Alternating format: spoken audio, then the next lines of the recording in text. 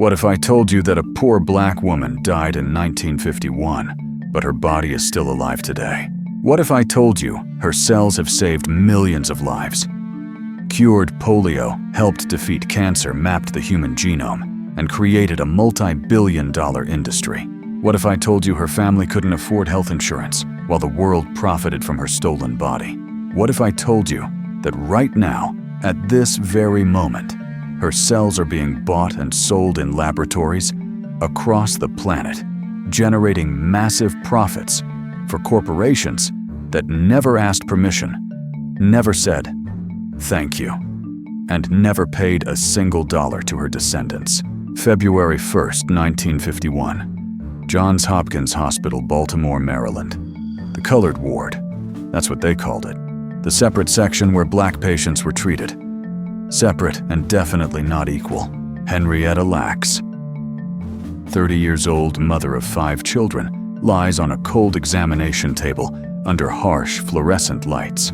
The smell of disinfectant burns her nostrils. She can hear her own heartbeat. She's scared. She's been bleeding between her periods. There's something wrong inside her body and she knows it.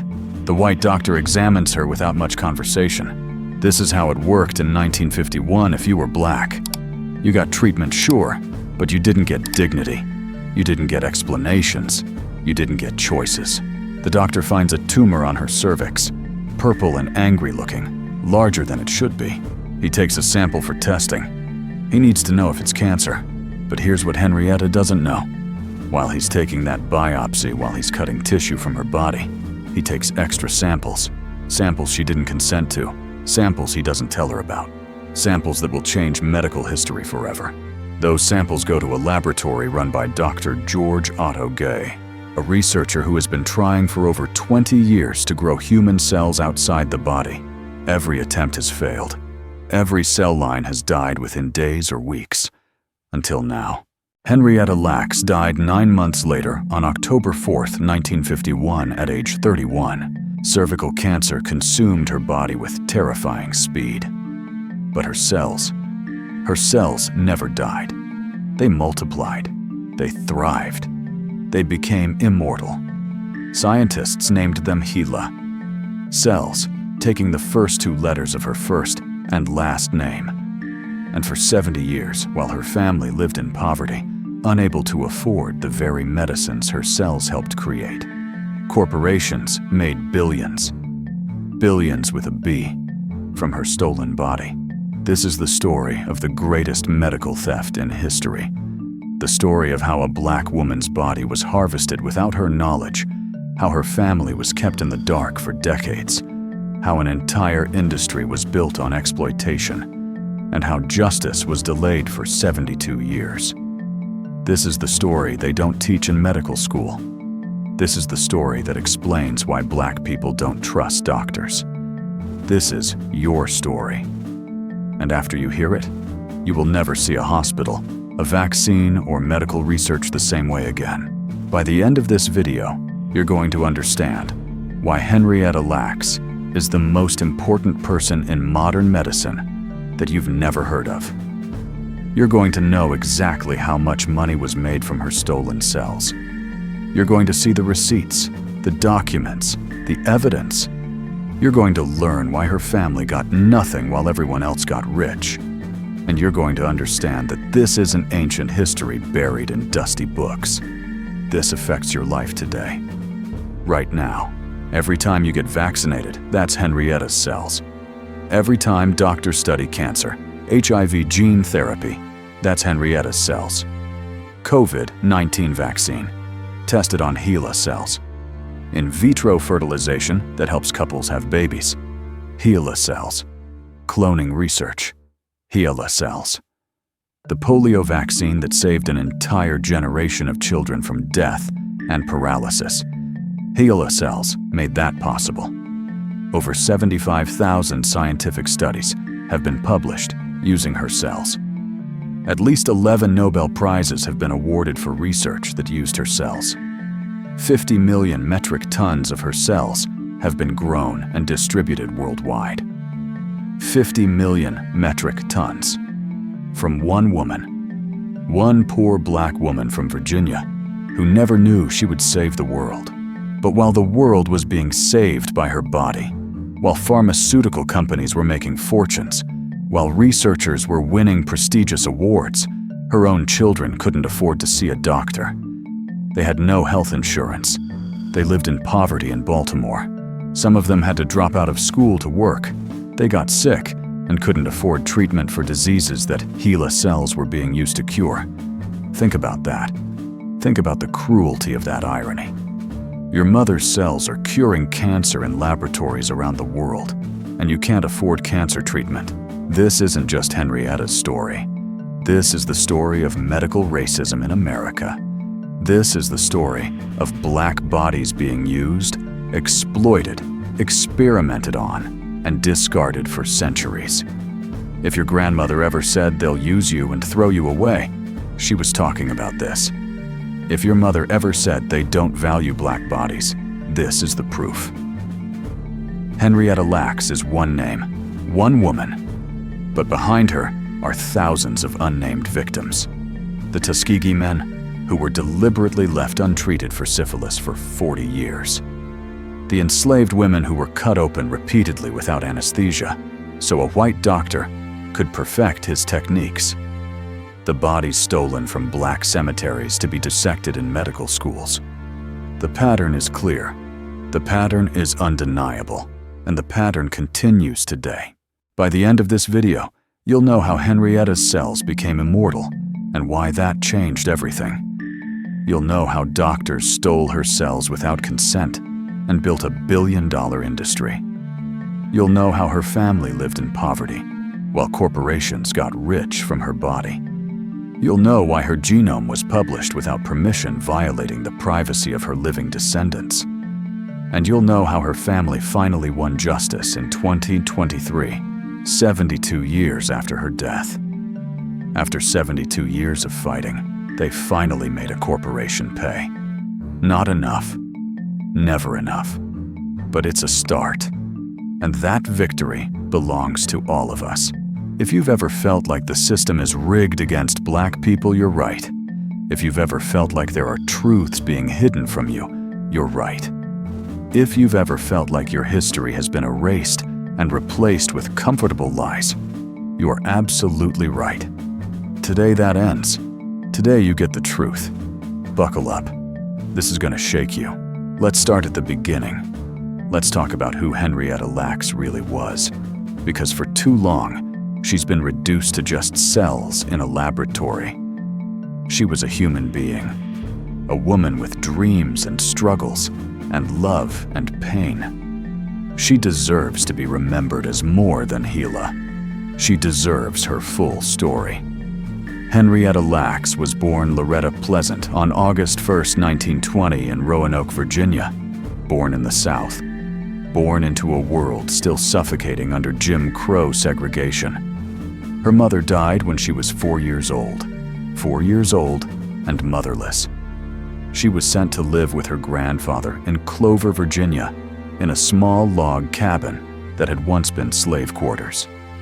Think about that. In 1924, just 59 years after slavery ended, black families were still living in the actual structures where their ancestors had been enslaved. The physical chains were gone, but the poverty remained. The oppression remained. Henrietta grew up picking tobacco in the fields, back-breaking work under the Virginia sun. Her hands would blister, her back would ache. But she did it because that's what you did to survive. She married her cousin, Day Lacks. Cousin marriages were common in poor rural communities where people didn't have many options. They had 5 children together. Lawrence Elsie David Jr., who they called Sonny Deborah, and Joseph, who they called Zachariah. Life was hard, but Henrietta made it beautiful. People who knew her described her as joyful. Full of life, she loved to dance. She loved to paint her nails bright red. She loved her children fiercely. Her daughter Elsie had developmental disabilities and was sent to the hospital for the Negro insane in Crownsville, Maryland. That's what they called it. hospital for the Negro insane. A place where black people with mental illness or disabilities were warehoused, often abused, sometimes used for medical experiments. Elsie died there in 1955. The family never got clear answers about what happened to her. Just another black body disappeared into the medical system. In the late 1940s, Henrietta and Day moved to Baltimore, Maryland, looking for better opportunities. Day got a job at a steel mill. They settled in Turner Station, a black community near the harbor. They went to church. They raised their kids. They were building a life. A modest life, but a life with dignity. Henrietta was known in the neighborhood as someone with a big smile and a kind heart. She was 30 years old in 1951. 30 years old, with her whole life ahead of her. Then came the bleeding. Unusual bleeding between her menstrual periods. She felt a lump inside her. A knot, she called it. It hurt, but she didn't say anything at first. Black women in 1951 didn't complain. You pushed through pain because you had children to feed and bills to pay and no time for weakness. But the pain got worse. The bleeding got heavier. Finally, she couldn't ignore it anymore. She told Day something was wrong. She needed to see a doctor. There was only one hospital in Baltimore that would treat black patients, Johns Hopkins. Most other hospitals turned black people away at the door. Whites only. Even in life or death emergencies. Even for pregnant women in labor. Whites only. So, if you were black in Baltimore and you needed medical care, you went to Johns Hopkins. You didn't have a choice. And Johns Hopkins knew it. They knew they had a captive patient population. Poor black patients who had nowhere else to go. Patients who could be used for research. Patients who wouldn't ask too many questions. Patients who didn't know they had rights. February 1st, 1951. Henrietta takes the bus to Johns Hopkins Hospital. She's scared, but she's trying to be brave. She walks into the hospital and is directed to the colored ward. Separate entrance, separate waiting room, separate older equipment. Black patients got the hand-me-downs, the outdated machines, the doctors, who couldn't get positions in the white wards. This was legal. This was normal. This was America.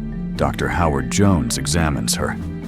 He's a gynecologist, a white man who barely makes eye contact with this poor black woman on his table.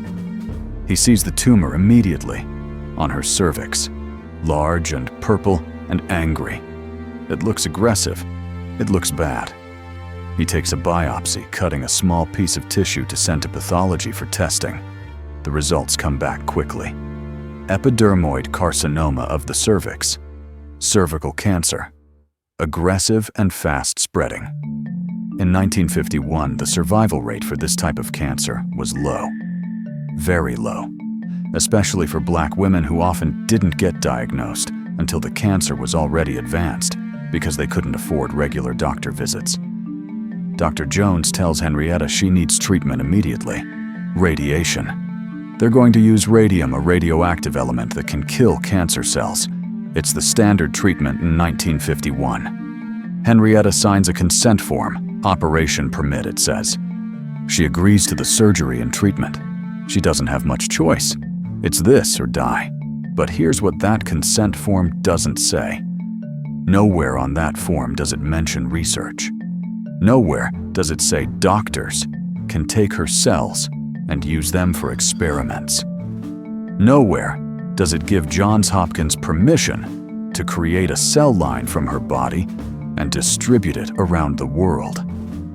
That consent doesn't exist. It was never asked for. It was never given. While Henrietta is being treated with radium, Dr. Jones does something routine. At least it was routine to him.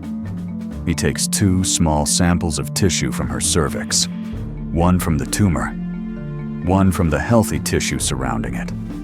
He sends these samples upstairs to the laboratory of Dr. George Otto Gay. Guy pronounced. Guy is a researcher who has spent decades trying to solve one of medicine's biggest problems: How do you keep human cells alive outside the body? If you could do that, if you could grow human cells in a laboratory, you could test drugs on them. You could study diseases. You could revolutionize medicine. But nobody had figured it out. Cells would die within days. Every single attempt ended in failure. Henrietta doesn't know her cells have been taken. Nobody asks her. Nobody tells her. In 1951, doctors believed they owned any tissue removed from a patient's body. You came in for surgery. Whatever they cut out belonged to the hospital. You had no say. You had no rights. And if you were black, you definitely had no rights. Your body was just material. Raw material for medical progress. This wasn't a few bad doctors. This was standard practice. This was the system. Now let me tell you what happened next, because this is where the story becomes almost supernatural. This is where Henrietta Lacks stops being just another patient and becomes something that medicine had never seen before. Dr. Gay's assistant, a woman named Mary Kubitschek, takes Henrietta's tissue samples and places them in a culture medium, a mixture of nutrients that cells need to survive. She's done this hundreds of times before with samples from other patients. She puts the samples in an incubator to keep them warm. And she waits. Usually within a few days, the cells die. She expects these cells to die too. But they don't die. They don't die. Instead, they grow. They multiply. They double in number every 20 to 24 hours. Mary Kubitschek can't believe what she's seeing. She tells Dr. Gay. He comes to look under the microscope. He sees cells dividing, thriving, growing at an incredible rate. He's been trying to create a line of immortal human cells for over 20 years. 20 years of failure. And now, suddenly he has it. From a sample taken from a poor black woman who's currently lying in a hospital bed a few floors below, dying of cancer. Gay names the cell line HeLa, taking the first two letters of Henrietta and Lacks. He doesn't name it after her full name, doesn't give her full credit. Just two letters. HeLa, clinical, sterile, disconnected from the human being those cells came from. And then he does something that seems generous on the surface. He starts giving HeLa cells away for free. He sends them to researchers all over the country, all over the world. Anyone who wants them can have them. He believes this will advance science. He's not wrong. But he never asks Henrietta. He never tells Henrietta. And he never pays Henrietta. Why were HeLa cells immortal when every other human cell line had died? Scientists eventually figured it out. Henrietta's cancer cells were infected with human papillomavirus, type 18 HPV-18. This virus mutated her cells in a specific way. It disabled the genes that normally tell cells to stop dividing. Normal cells have a limit. They can divide about 50 times, then they die. It's called the Hayflick limit. HeLa cells don't have that limit. They just keep going. Forever. As long as they have nutrients, they'll keep dividing. Keep multiplying. Keep living. Henrietta's cancer was killing her body, but that same cancer made her cells immortal. While Dr. Guy is growing billions of her cells in his laboratory. Henrietta is getting sicker. The radiation treatment isn't working. The cancer is spreading. It's moving through her body like wildfire, into her lymph nodes, into her bones, into her organs. She's in terrible pain. The doctors keep treating her. They keep taking more tissue samples, never asking, never explaining. She's a research opportunity. Even as she's dying, they're studying her, using her, taking from her. October 4th, 1951. 8 months after her first visit to Johns Hopkins. Henrietta Lacks dies at age 31. Her body is ravaged by cancer. The autopsy report shows tumors everywhere. Liver, lungs, kidneys everywhere. The cancer had consumed her. She leaves behind a husband and 5 children. The youngest, Joseph, is just a baby. Her family is devastated, grieving, poor. They bury her in an unmarked grave in the family cemetery in Clover, Virginia. They can't afford a headstone, just a pile of dirt with some rocks marking the spot. This is how Henrietta Lacks left this world.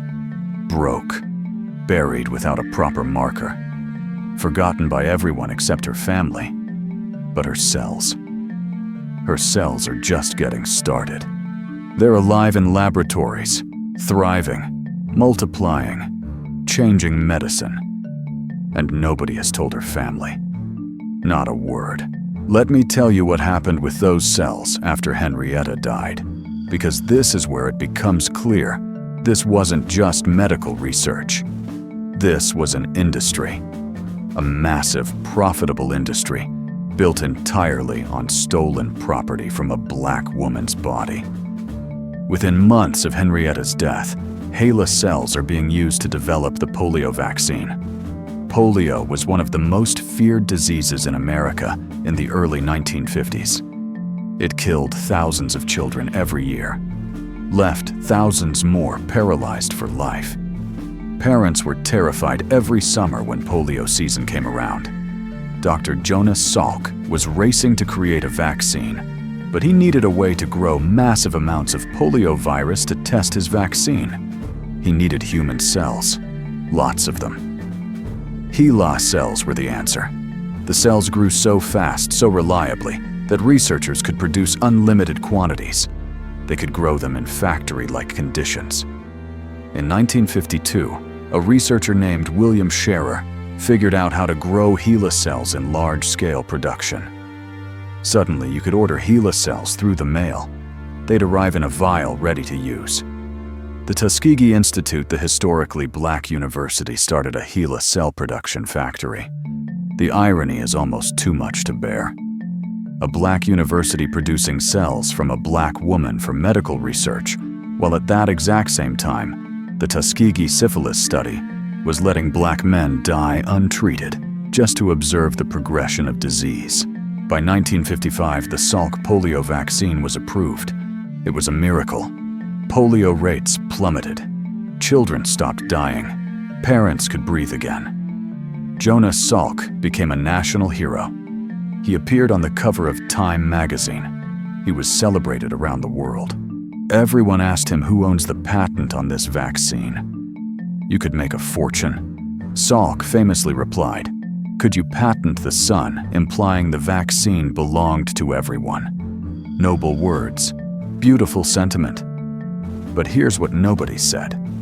Those cells you used to make that vaccine, those came from a woman who never gave permission. Those cells are still being sold, still being profited from. Where's her share? Where's her family's share? Silence, just silence. HeLa cells went everywhere. In 1960, they were sent into space. NASA wanted to know what happens to human cells in zero gravity. They sent HeLa cells up on satellites. Henrietta Lacks went to space before most Americans even had television.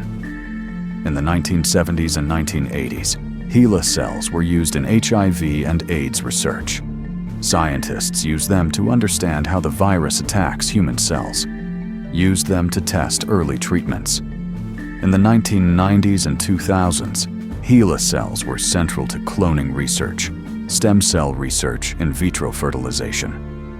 In the 2010s and 1920s, they were used in gene therapy, in CRISPR gene editing technology, in COVID-19 vaccine development. Every major medical breakthrough in the last 70 years has been touched by HeLa cells in some way. The numbers are staggering. More than 50 million metric tons of HeLa cells have been grown. 50 million metric tons from one woman's body. Over 75,000 research papers have been published using HeLa cells. 11 Nobel Prizes have been awarded for work that used her cells. The market for HeLa cells alone, just the buying and selling of the cells, is worth hundreds of millions of dollars annually.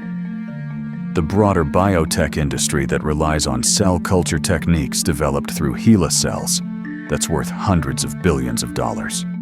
Companies like Thermo Fisher Scientific make enormous profits selling HeLa cells. A single vial can cost anywhere from $400 to $10,000, depending on the quantity and type. Thermo Fisher's annual revenue, $35 billion.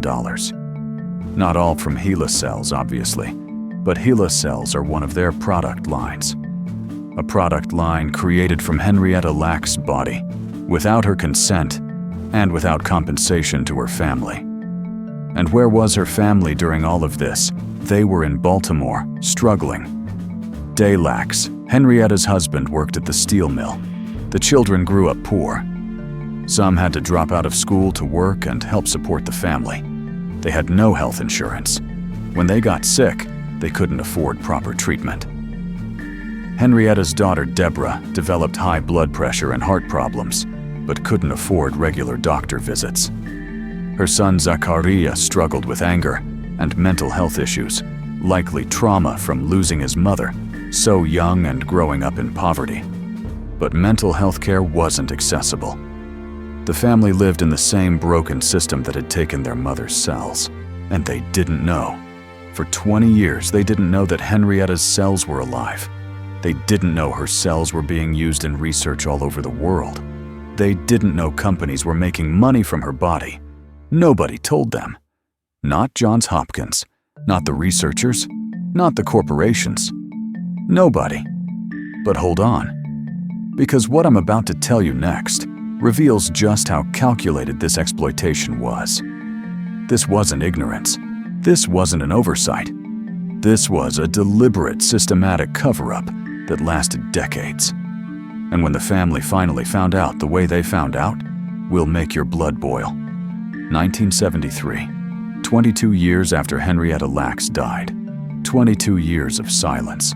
The Lacks family is going about their lives in Baltimore, working, raising children, grieving the mother and wife they lost. And then the phone rings. It's a scientist. He wants to talk to them about Henrietta. The family is confused. Why is a scientist calling about their mother who died over 2 decades ago? The scientist explains he needs blood samples from the family.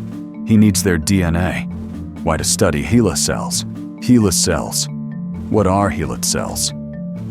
The family has never heard this term. The scientist tries to explain. Your mother's cells are alive.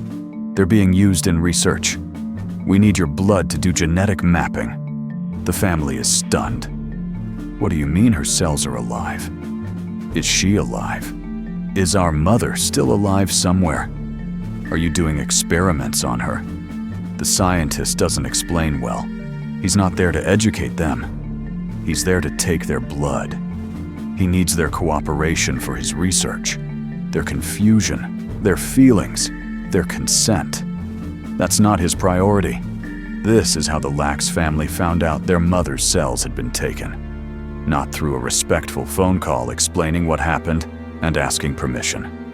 Not through compensation or recognition. They found out because scientists needed something else from them. More tissue, more blood, more samples. The exploitation never ended. It just evolved. The family gave their blood. They didn't really understand what was happening, but doctors were asking. So they complied. They trusted the medical system, even though the medical system had never protected them. Some of the family members thought maybe this meant their mother had contributed something important to science. Maybe there was some honor in it. They didn't know yet about the money. They didn't know about the patents and the profits and the massive industry built on their mother's stolen cells. That would come later. In 1976, a reporter named Michael Rogers published an article in Rolling Stone magazine. The title was something like "The Double-Edged Helix." It was about ethics in science, and it mentioned Henrietta Lacks by name. It explained that HeLa cells had been taken without consent. It revealed that the cells were being sold commercially. It mentioned that the family had never been compensated. This article was the first time the story entered public consciousness. But even then, it was a small article in a magazine. Most people didn't see it. Most people didn't care. The Lacks family started to understand what had happened. Their mother's body had been used without permission. Her cells were in laboratories all over the world. People were making money, and the family had received nothing. Not money, not recognition, not even a proper explanation. They felt betrayed, angry, confused. What were they supposed to do? How do you fight Johns Hopkins Hospital? How do you fight the entire medical research establishment? They were poor. They had no lawyers. They had no power. Deborah Lacks. Henrietta's daughter became obsessed with understanding what happened to her mother. She wanted to know who had her mother's cells. Where were they? What were they being used for? Was her mother in pain? Did the cells have consciousness? Deborah didn't have scientific training. She didn't understand that cells in a lab dish aren't sentient. She just knew her mother had been taken advantage of, and even in death, her mother couldn't rest. Deborah spent years trying to find answers. She contacted Johns Hopkins. She contacted researchers. Most ignored her. Some were dismissive. A few were kind, but couldn't or wouldn't help. This is the part of the story that gets overlooked. The psychological trauma on the family. They lost their mother to cancer when they were children. Then decades later, they find out her cells are alive and being used without permission. It's confusing. It's violating. It's like losing her all over again. And nobody cares. The scientific community sees HeLa cells as tools, as resources, as property. They don't see Henrietta Lacks the woman. They don't see the Lacks family the descendants. They see biological material. This dehumanization is at the core of medical racism. Black bodies aren't people. They're specimens. Now, let me show you this isn't an isolated incident.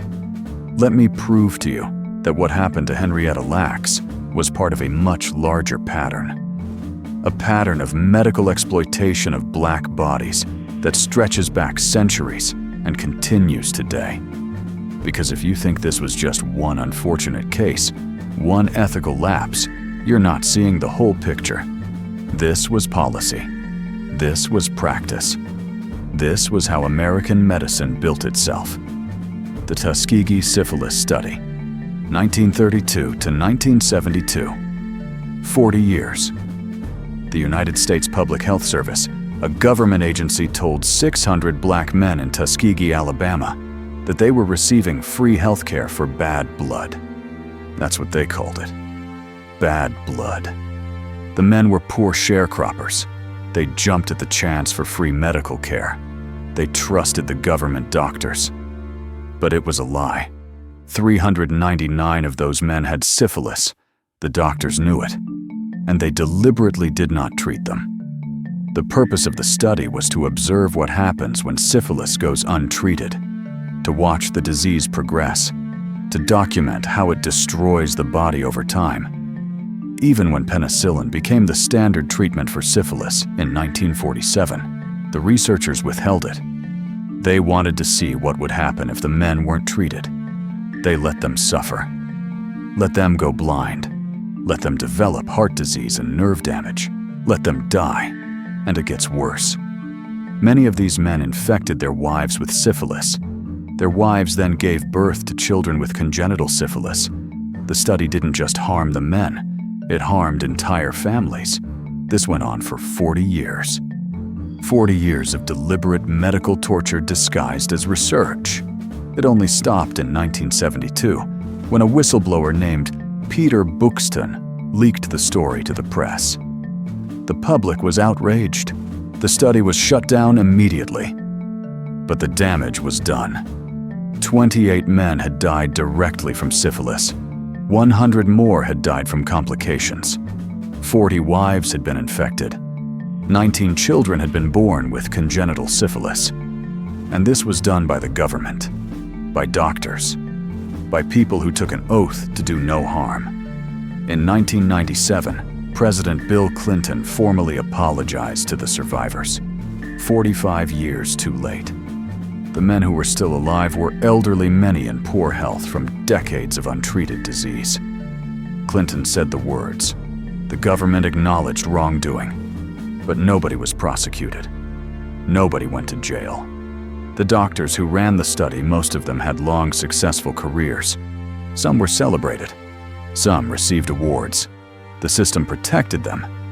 Now go back further, to the 1840s. Dr. James Marion Sims.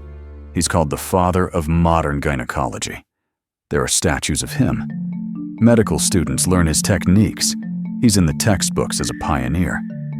But here's what the textbooks often leave out. He developed those techniques by performing experimental surgeries on enslaved black women without anesthesia. 3 women's names are known: Anarcha Betsy and Lucy. There were others, but their names weren't recorded. Anarcha had a condition called vesicovaginal fistula, a tear between the vagina and bladder that causes incontinence. Sims wanted to perfect a surgery to repair it. He operated on Anarcha 30 times. 30 times without anesthesia. 30 times cutting into her body, while she was fully conscious and feeling every bit of pain. He believed black women didn't feel pain the same way white women did. This was a common belief among white doctors at the time. It was pseudoscience. It was racism dressed up as medicine, but it allowed them to justify torture. After Sims perfected his technique on enslaved black women, he then used it on white women. But for white women, he used anesthesia. For white women, he was gentle. For white women, he got their consent. The statue of James Marion Sims stood in Central Park in New York City until 2018. It took until 2018 for people to say, maybe we shouldn't honor a man who tortured black women. The statue was finally moved. But his name is still on buildings, still in textbooks, still celebrated. And there's more. In the 1800s and early 1900s, medical schools needed cadavers for dissection, for anatomy lessons. But there were laws restricting how many bodies could be used, especially white bodies. So what did they do? They raided black cemeteries. They dug up black graves. They stole bodies and sold them to medical schools. There were people called night doctors, or resurrection men who made a living stealing black corpses. The black community lived in terror. Families would guard fresh graves for weeks to make sure their loved ones weren't dug up. Some families put heavy stones on graves to make them harder to rob. This is American history. This is medical history. Do you see the pattern? Now Henrietta Lacks in 1951. Tuskegee men from 1932 to 1972. Anarcha Betsy and Lucy in the 1840s. Stolen bodies from black cemeteries for decades. Every single time, black bodies were used for medical advancement. Every single time without consent. Every single time without payment. Every single time, white people and white institutions profited. This wasn't random. This wasn't a few bad actors. This was systemic. This was how the system was designed. Black bodies were seen as raw material, as resources to be extracted, as tools for progress, not as human beings deserving of dignity and respect. And the system didn't just allow this. The system protected it. The system made it legal. The system celebrated the doctors who did it. And here's the key point. This isn't over. This isn't past tense. The exploitation of Henrietta Lacks's cells continued until 2023. That's 72 years. Her cells were taken in 1951, and corporations were still selling them for profit in 2023 without compensating her family. This is living history. This is ongoing injustice. This is happening right now as you watch this video. Now let me show you exactly how they covered this up, how they made sure you wouldn't know. how they built legal walls, educational barriers, and commercial systems to protect the exploitation and keep the profits flowing. Because the theft of Henrietta Lacks's cells wasn't just about taking them. It was about making sure nobody could stop it, making sure nobody could demand justice, making sure the money kept rolling in. First, the legal system. In 1951, when Henrietta's cells were taken, there was no law requiring doctors to get consent before using tissue samples for research. None. You could go to the hospital for surgery, and whatever they cut out of your body legally belonged to them. You had no say. You had no rights to your own biological material once it left your body. This wasn't an oversight. This was intentional. The medical establishment wanted free access to human tissue for research. Laws requiring consent would slow them down, would complicate things, would cost money. So those laws didn't exist. The Nuremberg Code was established in 1947, just 4 years before Henrietta's cells were taken. After the horrors of Nazi medical experiments in concentration camps, the world said never again. The Nuremberg Code said you must get informed consent before experimenting on human beings. It said people have the right to know what's being done to them, the right to refuse, the right to withdraw from experiments. It was supposed to be a fundamental shift in medical ethics. But here's the thing. America didn't enforce it. Not really. Not for everyone. And especially not for Black people. Medical researchers in America looked at the Nuremberg Code and said, sure, that applies to experiments. But taking tissue samples during treatment, that's not an experiment. That's standard medical practice. We don't need consent for that. It was a loophole big enough to drive a truck through. Actually big enough to drive a multi-billion-dollar industry through. Johns Hopkins took Henrietta's cells during treatment for cancer. They claimed they weren't experimenting on her. They were just taking samples during routine care, therefore no consent needed. Never mind that they used those samples to create an immortal cell line. Never mind that they distributed those cells worldwide. Never mind that it launched an entire industry. No consent needed. It wasn't until 1974 that America passed the National Research Act. This law created institutional review boards to oversee research on human subjects. It required informed consent for experiments. But that was 1974, 23 years after Henrietta died. And even then, the law had gaps. It didn't address what happens to tissue taken for treatment. It didn't give people ownership rights over their cells. It didn't require profit sharing. It just required that researchers not actively harm people in experiments. The bar was shockingly low. Then came 1990, a case called Moore versus Regents of the University of California. John Moore was a man with a rare form of leukemia. His doctor at UCLA took samples of his spleen blood and other tissues. The doctor then used those samples to create a cell line that was commercially valuable, worth millions. The doctor patented the cell line, sold the rights, made a fortune. John Moore got nothing. When Moore found out, he sued. He said, those were my cells. That's my body.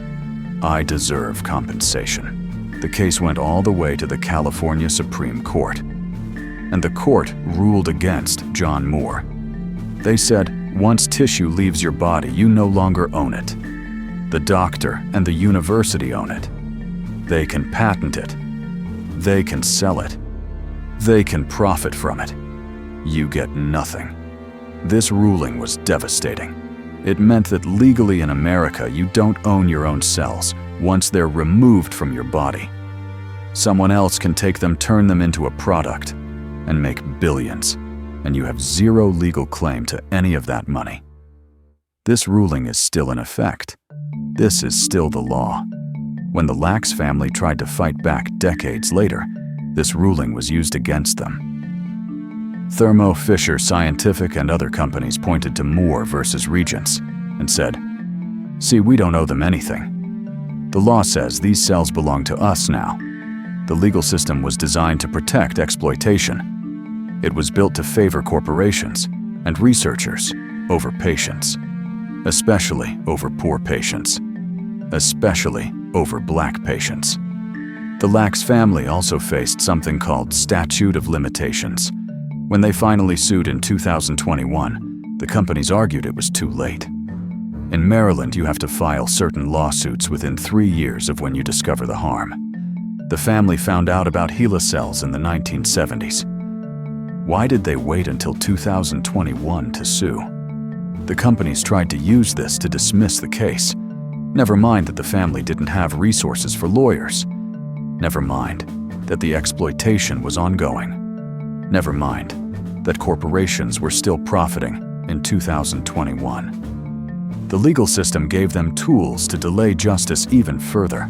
But it wasn't just the legal system, it was education. The deliberate erasure of Henrietta Lacks from textbooks, from curriculums, from the story of modern medicine. For over 50 years, HeLa cells were taught in every biology class, every medical school, every research program. Students learned how to culture HeLa cells. They used them in experiments. They wrote papers about them. But nobody told them where HeLa cells came from. Nobody taught them about Henrietta Lacks, the woman. Nobody mentioned that the cells were taken without consent. Nobody discussed the ethics. It was just HeLa cells, a tool, a product, disconnected from humanity. Medical students would graduate and become doctors without ever knowing they'd been trained using cells stolen from a Black woman. Biology students would become researchers without ever questioning where their research materials came from. This wasn't accidental ignorance. This was curriculum design. Someone decided what to teach and what to leave out. And they left out the uncomfortable truth that modern medicine was built partly on exploitation. Even the name was sanitized. HeLa. 2 letters, clinical and sterile. For decades, many researchers didn't even know HeLa stood for a real person's name. Some papers referred to the cells as Helen Lane or Helen Larson, getting the name wrong, adding another layer of erasure. Henrietta Lacks became a ghost. Her contribution to science was massive, but her name was whispered or forgotten. She didn't get statues, didn't get awards, didn't get her name in textbooks next to Jonas Salk or the other medical pioneers her cells helped create. It wasn't until 2010 that this changed. A science writer named Rebecca Skloot published a book called The Immortal Life of Henrietta Lacks. Skloot had spent 10 years researching, 10 years tracking down the Lacks family, 10 years piecing together the story. She worked closely with Deborah Lacks, Henrietta's daughter, who by then was elderly and sick. Deborah had waited her whole life for someone to tell her mother's story properly, to give her mother the recognition she deserved. Skloot's book did that. It became a bestseller. Suddenly, millions of people knew about Henrietta Lacks. Oprah Winfrey made it into a movie in 2017. Finally, the story was out. But think about the timeline. Henrietta died in 1951. The book came out in 2010. 59 years of erasure. 2 entire generations grew up never hearing her name. Medical students became doctors, had entire careers retired, and never knew the origin of the cells they'd used thousands of times. That's not an accident. That's systematic suppression of information. And it worked for 6 decades. Now let's talk about the money. Let's talk about the commercial exploitation that turned Henrietta's cells into a commodity. Because this wasn't just about scientific research for the betterment of humanity. This became an industry, a for-profit industry worth billions. By the 1960s, HeLa cells were being sold commercially. Companies realized there was money to be made. Researchers needed cells for their experiments, and growing cells from scratch is time-consuming. But if you could buy cells ready to use delivered to your lab, that's convenient, that's valuable. Companies started mass-producing HeLa cells and selling them. A small vial could cost hundreds of dollars.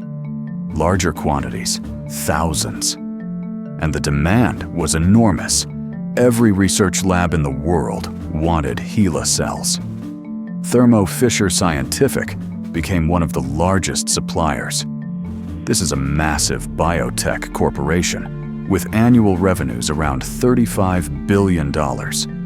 Not all from HeLa cells, obviously. They sell all kinds of lab equipment and biological materials. But HeLa cells are one of their product lines.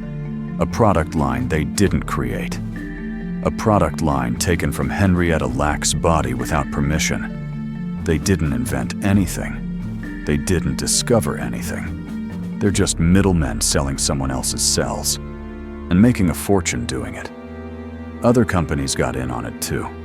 Sigma Aldrich, ATCC, and many others. They all sell HeLa cells.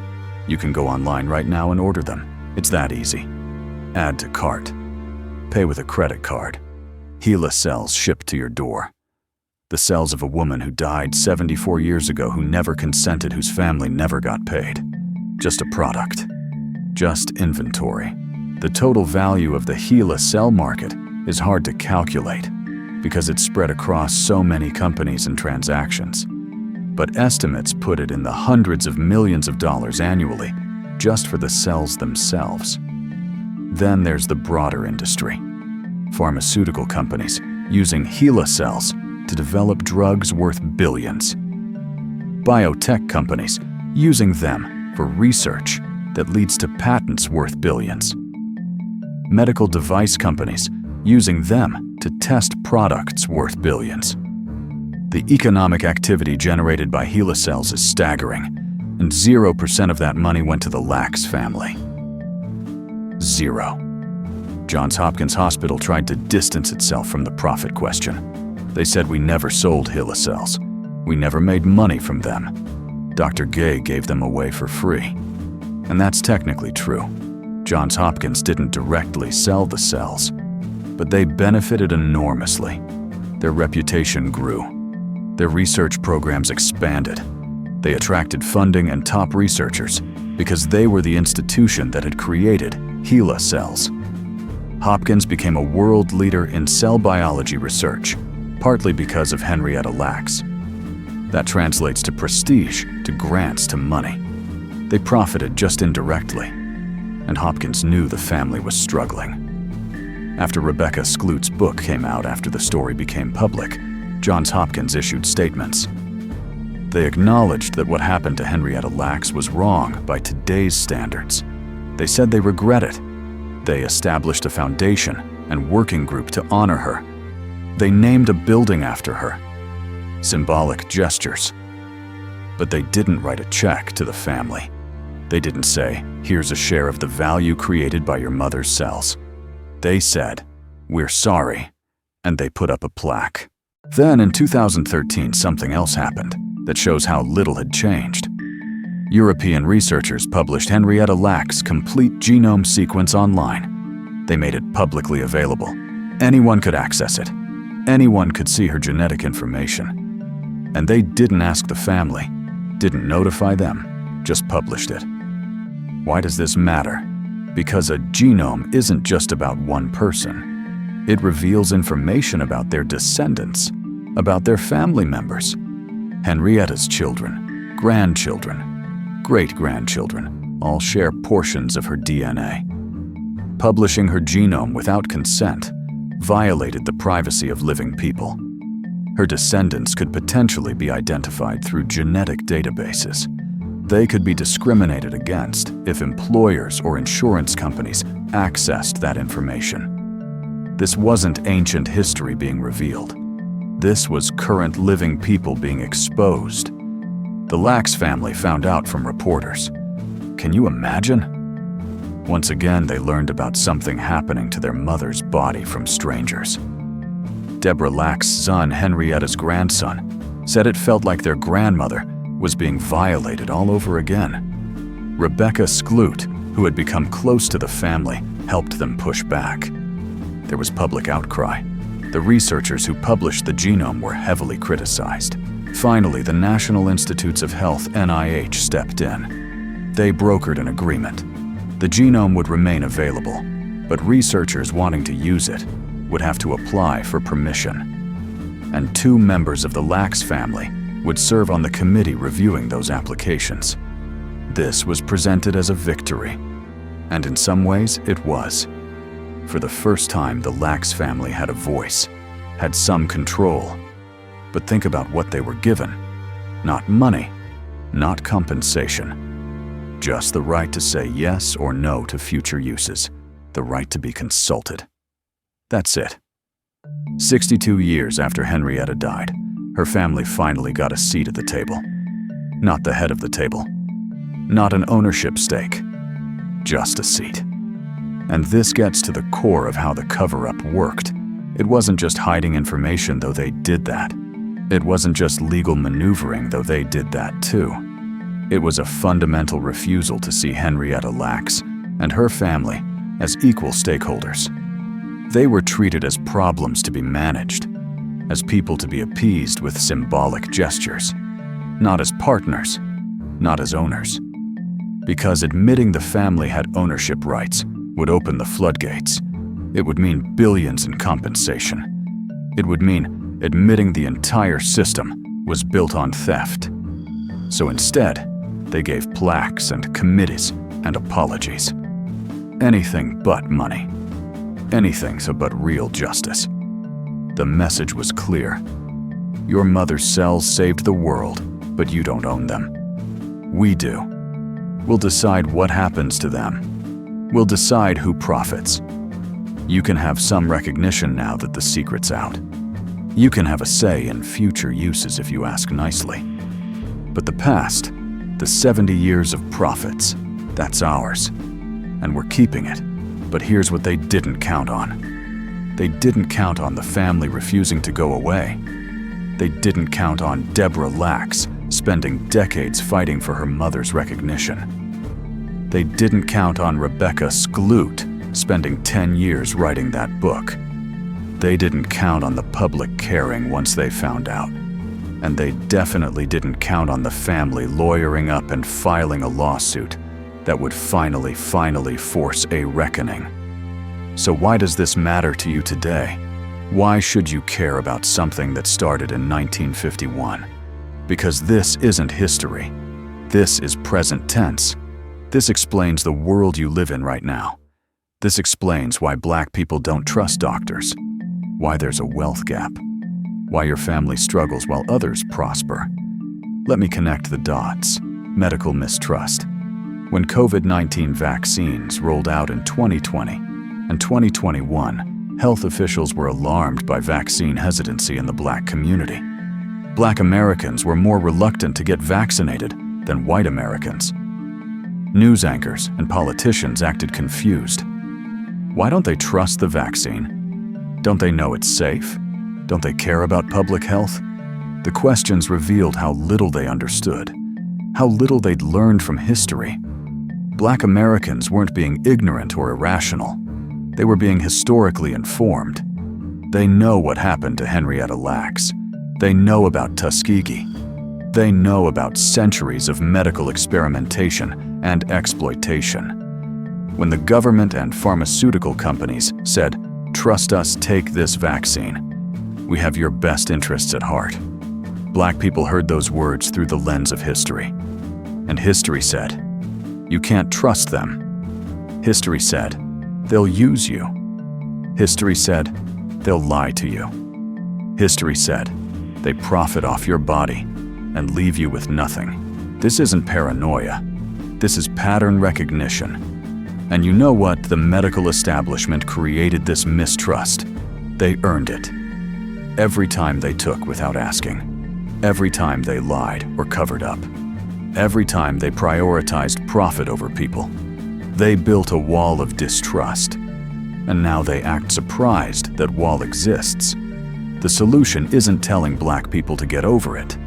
The solution is acknowledging what was done, making real amends, and rebuilding trust through action, not words. The health consequences are real.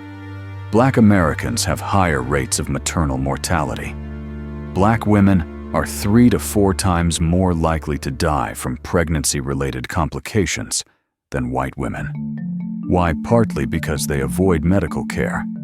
Partly because when they do seek care, they're not believed when they say something's wrong. There's documented bias. Studies show doctors take Black patients' pain less seriously.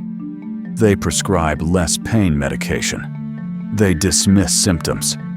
The ghost of James Marion Sims lives on. The belief that Black people don't feel pain the same way is still there, lurking in medical practice, and people die because of it.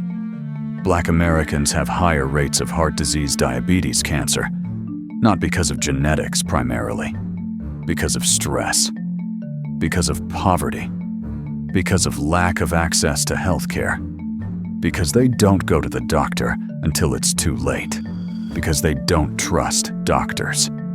This is the legacy of Henrietta Lacks. This is the cost of medical racism. It's killing people today. Now let's talk about wealth. The Lacks family's poverty, while corporations made billions from Henrietta's cells, is a perfect metaphor for the Black-white wealth gap in America. The median white household has about $188,000 in wealth. The median Black household, $24,000. That's not a small gap, that's a chasm. And it's not because Black people don't work hard. It's not because of poor choices or lack of ambition. It's because wealth was stolen, systematically, over centuries, and never returned. Henrietta Lacks should have been compensated for her cells. At minimum, her family should have received royalties. Imagine if they'd gotten even 1% of the profits from HeLa cell sales. 1%. They'd be multi-millionaires. Their children could have gone to college, could have bought homes, could have invested and built generational wealth. Instead, they struggled. They worked hard, yes, but they worked hard without the leg up that stolen wealth provided to white families and corporations. This same dynamic played out across America. After slavery, Black families were promised 40 acres and a mule. Reparations for centuries of stolen labor. It never came. Reconstruction briefly offered opportunity, then it was crushed. Jim Crow laws prevented Black people from voting, from getting good jobs, from accumulating wealth. When Black communities did build wealth, like Black Wall Street in Tulsa. In 1921, white mobs destroyed it. When Black families bought homes, redlining and restrictive covenants kept them out of appreciating neighborhoods. When urban renewal came in the 1960s, it meant bulldozing Black neighborhoods. Every generation, wealth stolen or destroyed. The wealth gap isn't ancient history. Henrietta Lacks died in 1951. That's 74 years ago. Her children are still alive. This happened in living memory, and the exploitation continued until 2023. 2023. That's the year the Lacks family finally settled their lawsuit. 72 years after the cells were taken. Think about what that means. If Henrietta had been compensated fairly from the beginning, if her family had received even a modest percentage of HeLa cell profits starting in the 1950s, they would have accumulated massive wealth by now. Compound interest, investments, real estate, education, each generation building on the last. Instead, they got nothing for 7 decades. And when they finally got something, it was confidential. We don't even know how much. Probably not enough. Never enough to truly compensate for 72 years of theft. But something. Here's the argument for reparations in a nutshell. When someone steals from you and profits from that theft, they owe you restitution. That's basic justice. It doesn't matter if the theft happened a long time ago. If you stole my car in 1951 and have been using it to run a profitable taxi business for 70 years, you owe me. You owe me the value of the car plus 70 years of lost income. That's not a handout. That's not charity. That's debt repayment. Slavery was theft. Jim Crow was theft. Medical experimentation without consent was theft. Redlining was theft. Urban renewal was theft. The exploitation of HeLa cells was theft. And all that theft created wealth. Wealth that still exists. Wealth that was passed down through white families and white institutions. Meanwhile, black families who should have had that wealth were kept poor. Their children couldn't afford college, couldn't buy homes, couldn't invest, couldn't pass anything down. The wealth gap today is the direct result of yesterday's theft. People say slavery was a long time ago, we can't be held responsible. But Henrietta Lacks wasn't slavery. That was 1951. Redlining wasn't ended until 1968. The Tuskegee study ran until 1972. Mass incarceration that disproportionately imprisons black men and provides cheap prison labor. That's happening right now. The theft is ongoing. It just evolves. New forms, same results. So when we talk about reparations, we're not talking about ancient history. We're talking about ongoing theft that needs to stop and debts that need to be paid. The Lacks family proved it's possible. They sued, they fought, and in 2023, they won a settlement. It took 7 decades, but they got something. If they can do it, if justice can happen for them, even 72 years late, then justice can happen for all of us. Reparations aren't impossible. They're overdue. Germany still pays reparations to Holocaust survivors and their descendants, 80 years later. Because it's the right thing to do. Because some debts don't expire. America paid reparations to Japanese Americans interned during World War II. 40 years after the camps closed, the government cut checks. Because it was theft. Because restitution was owed. If America can do it for other groups, America can do it for Black Americans. The question isn't, can we? The question is, will we? Will we face the truth and pay what's owed, or will we keep making excuses? And let me be clear about something. This isn't about making white people feel guilty. Guilt doesn't fix anything. This is about truth and repair. If your grandfather stole money and used it to build a business, and you inherited that business, you inherited stolen wealth. That's not your fault, you didn't steal it. But it's still stolen. Returning it isn't punishment. It's justice. It's making things right. Nobody's asking you to feel bad. We're asking you to be honest and make restitution. There's a difference. Now, some things have changed since Henrietta's story became public. The medical and scientific community had to reckon with this. They couldn't ignore it once millions of people knew. In 2013, the NIH made that agreement, giving the Lacks family some control over genome access. In 2021, the World Health Organization gave Henrietta Lacks a posthumous award, the Director General Award, recognizing her contribution to science. 70 years late, but they did it. Medical schools started teaching about Henrietta Lacks in bioethics courses. Her story became a case study in informed consent and patient rights. The rules around biospecimen collection have been strengthened. The Common Rule Regulations governing human research was updated in 2018 to require better consent practices, especially around storing and using biological samples. These changes are good. They're important. But they came too late for Henrietta. Too late for thousands of others who were exploited before the rules changed. And we have to ask, would these changes have happened without Rebecca Skloot's book? Without the public outcry? Probably not. Change didn't come from within the medical establishment examining its own ethics. Change came because they got caught. Because the story went public and they had no choice but to respond. That tells you something about the system. It tells you the system doesn't self-correct. It has to be forced. It has to be dragged toward justice, kicking and screaming. The fight continues.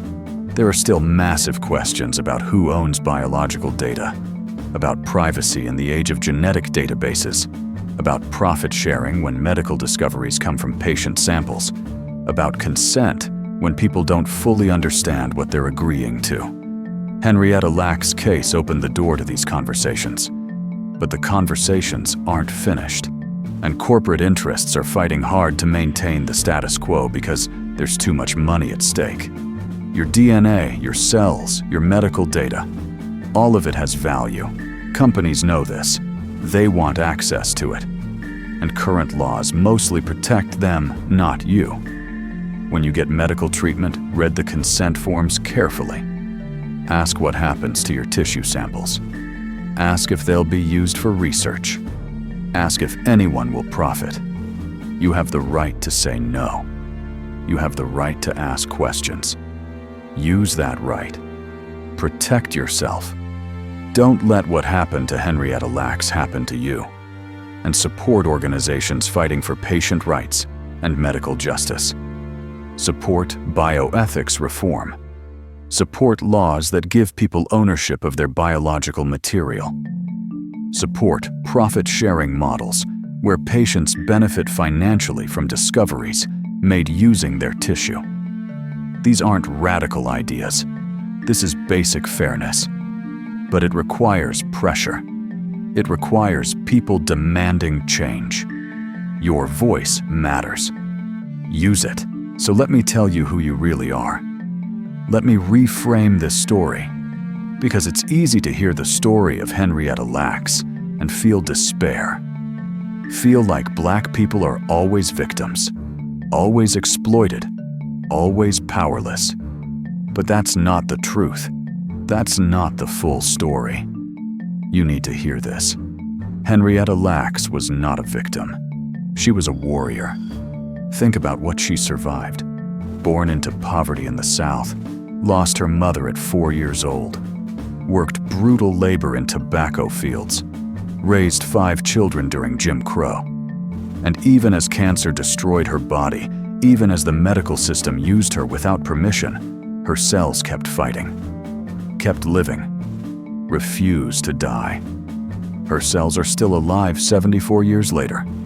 That's not weakness. That's supernatural strength. Her cells have saved more lives than almost anyone in human history. More than most doctors. More than most presidents. More than most generals, or billionaires, or Nobel Prize winners. Henrietta Lacks, a poor Black woman from Virginia who never finished high school, has contributed more to human health and longevity than nearly anyone who ever lived. Her legacy is literally immortal. Her cells will outlive all of us. That is power. Yes, her body was stolen. Yes, her family was exploited. Yes, the system was unjust. All of that is true. But don't let the injustice overshadow the magnitude of her impact. Henrietta Lacks changed the world. And that world tried to erase her. Tried to reduce her to 2 letters, HeLa. Tried to disconnect her cells from her humanity. And they failed. Because we know her name now. We know her story. We honor her. She won, and her family. The Lacks family are not victims either. They're freedom fighters. Deborah Lacks spent her entire adult life fighting for her mother's recognition. She didn't have money, didn't have power, didn't have education. But she had love and determination, and she refused to let her mother be forgotten. She worked with Rebecca Skloot for years, sharing painful memories, demanding truth. Deborah died in 2009, 1 year before the book was published. She never got to see her mother's story reach millions, but she made it possible. Her fight wasn't in vain. Henrietta's sons, Lawrence and Zachariah, her grandchildren, they kept fighting. In 2021, they filed that lawsuit against Thermo Fisher Scientific. They could have given up. It had been 70 years. Most people would have accepted that it was too late, the system was too big, they couldn't win. But they didn't accept it. They got lawyers. They fought. And in 2023, they won. Thermo Fisher settled. After 72 years, a corporation finally paid. Not enough. Never enough. But they paid. That's victory. That's justice, even if delayed. You are descended from people like this. Maybe not the Lacks family specifically, but people with this same strength. Your ancestors survived the Middle Passage when millions died. Why? Because they refused to die. Your ancestors survived slavery, 250 years of brutal, dehumanizing, forced labor. Why? Because they refused to be broken. Your ancestors survived lynching, survived Jim Crow, survived redlining, survived every attempt to destroy them. And you're here. Your existence is proof of their strength. That strength is in your DNA, literally in your cells. You are not descendants of victims. You are descendants of warriors who built empires from nothing. After slavery ended, your ancestors had no land, no money, no education. They'd been systematically denied everything. And what did they do? They built schools. They built churches. They built businesses. They built entire thriving communities. Black Wall Street in Tulsa wasn't built by people asking for permission. It was built by people who refused to stay poor. Henrietta Lacks raised 5 children on almost nothing and still found joy. Still painted her nails red. Still danced. Still loved. That's not surviving. That's thriving against impossible odds. And her cells, they're still thriving 74 years later. Every time a child gets vaccinated against polio, that's Henrietta. Every time someone beats cancer, that's Henrietta. Every COVID vaccine that saved a life, that's Henrietta. A poor black woman is still saving the world, still healing, still giving life. That's who you come from. God didn't preserve your ancestors through genocide by accident. There's a reason you're here. There's a reason Henrietta's cells became immortal. There's a purpose. Think about it. Of all the cells doctors tried to grow in laboratories, only Henrietta's lived. Only hers became immortal. Why? Because God had a plan. Her body would heal millions. Her story would expose injustice. Her family would fight and eventually win, creating a path for others to demand justice too. You're here for a reason. Your grandmother survived Jim Crow. Why? So you could be free. Your grandfather worked jobs that broke his body. Why? So you could have opportunities. They prayed for you before you were born. Prayed that you'd live in a better world. Prayed that you'd know the truth they were denied. Those prayers are being answered right now. You finding this video, learning this truth, that's not coincidence. That's divine appointment. Your mission isn't to forgive the people who stole from your family. Your mission is to demand justice. Learn this history. Teach your children. Share Henrietta's story. Support reparations. Not just for slavery, but for all of it. For medical exploitation. For stolen wealth. For every injustice that created today's inequality. Build wealth in your community. Support Black-owned businesses. Invest in education. Find Black doctors who understand your history and won't exploit you. When you go to the hospital, ask questions. Read consent forms. Protect your rights. Don't let them take from you without permission. You are blessed. You are chosen. You are unstoppable. You are the answer to your ancestors' prayers. You are the generation that will not be silenced. You are owed, not asking for handouts, demanding what was stolen. You are free. You are powerful. And you will reclaim what belongs to you. Now let me tell you about the victory. Because this story doesn't end in defeat. It ends in justice. Delayed justice, yes. Imperfect justice, yes. But justice nonetheless. And it proves that fighting back works.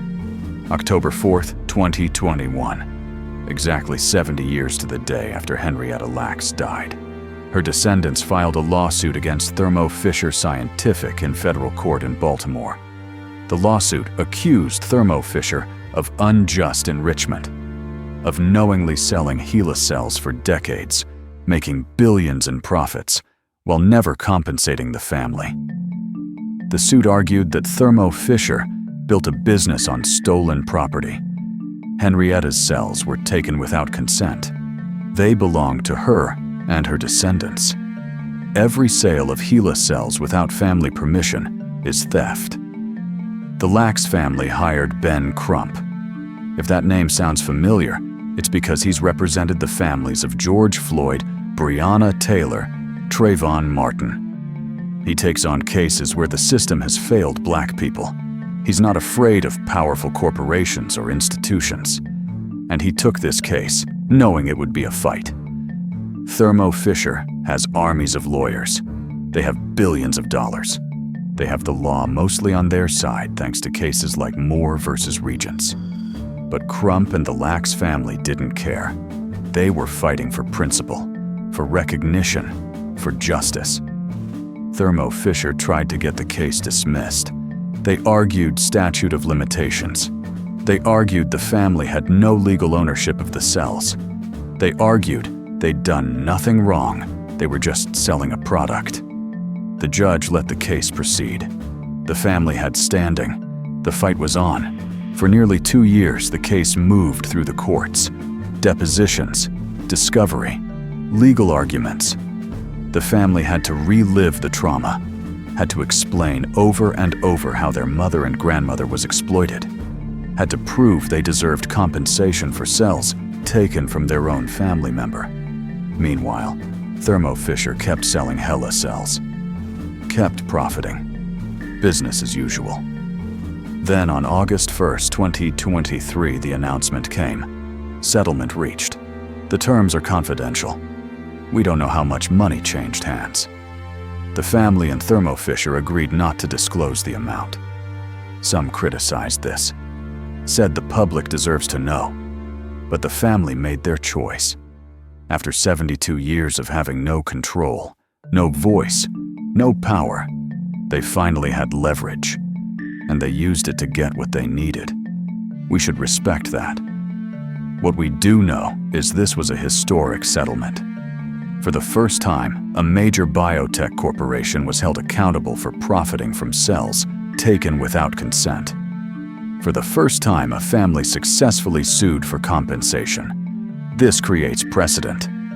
Other families in similar situations now have a roadmap. The system said, you can't win. The Lacks family proved them wrong. Chris Ayers, one of the Lacks family attorneys, said this settlement is a testament to the enduring legacy of Henrietta Lacks and her family's fight for justice. Ben Crump said the Lacks family's fight has always been about getting recognition and justice for Henrietta. After 72 years, corporations can no longer hide behind the idea that they can exploit Black bodies without consequences. This matters beyond the Lacks family.